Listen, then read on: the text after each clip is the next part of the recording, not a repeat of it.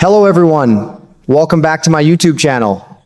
Thank you so much for joining me today because we have some very exciting General Hospital news to talk about, and it's definitely worth the wait. I tell you what, folks, I've been watching General Hospital for more years than I care to count, and right now things are getting mighty interesting with Brook Lynn and Chase.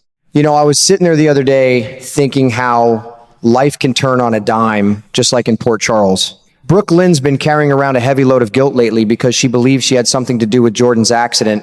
Poor girl is torn up inside. Her grandmother Tracy talked her into keeping quiet about it, and now the PCPD, including Chase, is out there hunting for that mysterious driver like bloodhounds on a trail. Lord, I can feel the storm coming. When that truth finally comes out, and it always does in this town, I reckon it's going to hit Chase like a ton of bricks. He's such an honest, stand-up guy, you know? The kind who believes in doing the right thing no matter what. Finding out the woman he loves has been hiding something this big might just break that trust wide open. And who's waiting in the wings with open arms? Willow. I've got to say, it sure looks like this could be the beginning of the end for Brook Lynn and Chase. My heart aches a little for Brook Lynn because she's made some mistakes, but love needs honesty to survive, doesn't it? Meanwhile, this whole mess is playing right into Michael's hands. That boy's always got a plan. And right now it feels like the pieces are falling exactly where he wants them. It's the kind of twist that keeps me coming back day after day. You just never know who's going to end up with who when the dust settles. What do you think, friends? Is this the start of something new for Chase and Willow? Or can Brook Lynn still find a way to make things right? I'm all ears. I tell you what, that secret Brook Lynn's been hauling around is bound to come bursting out sooner or later. Secrets always do in Port Charles, just like they do in real life down here in the South. Lord, it's eating her alive. She was all ready to step up and tell the truth about Jordan's accident, but her grandma Tracy, that Jane Elliott sure knows how to play a bossy old bird, talked her right out of it, convinced her to keep her mouth shut tight. Now, poor Brook Lynn, the way Amanda Setton shows it on screen, you can just see the weight crushing her. Every single scar on Jordan's body feels like it's her fault, and she's carrying that guilt around like a sack of bricks she can't put down. She can't even look her own husband in the eye some days, and she sure as heck can't breathe a word to anybody else. It's the kind of lonely pain that makes you ache just watching.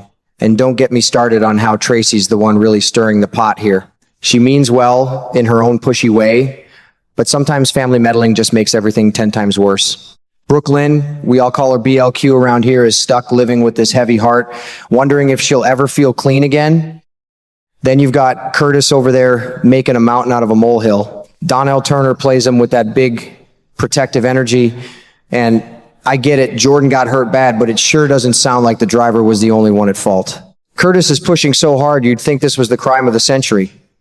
On top of that, Jordan's got this new friend, Justine, played by Nazneen Contractor. Real sweet lady, and get this, she just tied the knot with Carla Rhoda, another familiar face from the show, which made me smile when I read about it.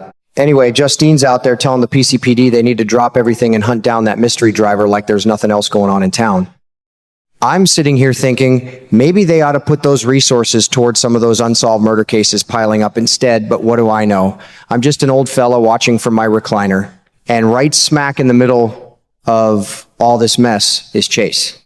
Josh Swickard gives that boy such a good, honest heart. You can feel it every time he's on screen. He's helping with the investigation even though he's not a detective anymore, doing his part like the stand-up guy he is. He has no clue, not one single hint, that the woman he comes home to every night might be the very person they're chasing.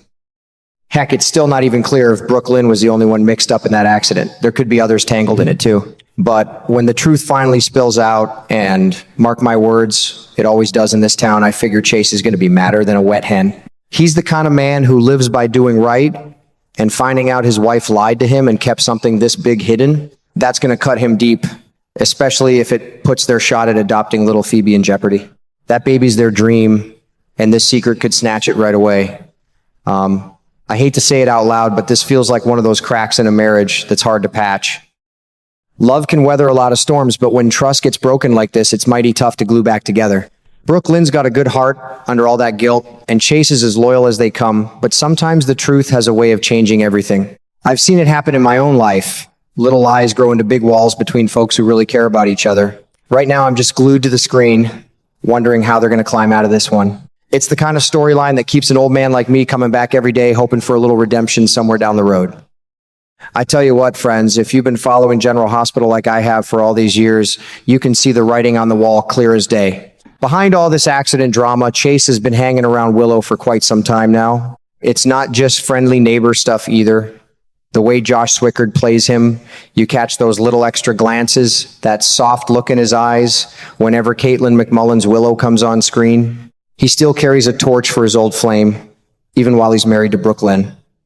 A man's heart can get mighty complicated sometimes, can't it? He loves his wife, sure, but that old spark with Willow never really went out. It's been flickering there in the background, just waiting for a strong wind to fan it back into a flame. Brook Lynn's big lie about the accident might end up being the very thing that finally pushes Chase away from her and straight into Willow's arms. It's almost like the perfect excuse he's been needing deep down. When everything blows up, and we all know it will, he'll be hurt, angry, and looking for someone who understands him. Willow will be right there waiting with open arms because Lord knows she needs somebody solid in her corner these days. Most of the folks in Port Charles have turned their backs on her after all the political stunts she's pulled as a congresswoman.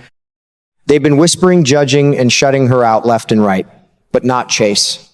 That good-hearted man is one of the few people in town who still stands up for her no matter what crazy thing happens. He defends her with that quiet, steady loyalty of his, and I think Willow feels that support like a warm blanket on a cold night. When her world feels like it's falling apart, having Chase by her side again could be exactly what she's hoping for. And you just know this whole tangled mess is playing out exactly like Michael planned it. Rory Gibson is doing a fine job showing us how calculating that young man can be. He's sitting back watching, knowing full well that Chase is headed for an affair with Willow. Once that line gets crossed, both their names are going to get dragged through the mud in Port Charles. Reputation's ruined, fingers pointing, the whole town talking. Michael's probably smiling to himself because it fits his scheme like a glove. But here's the part that really gets me right in the chest. The one who's going to hurt the worst is Brook Lynn. That poor girl doesn't deserve this kind of heartbreak.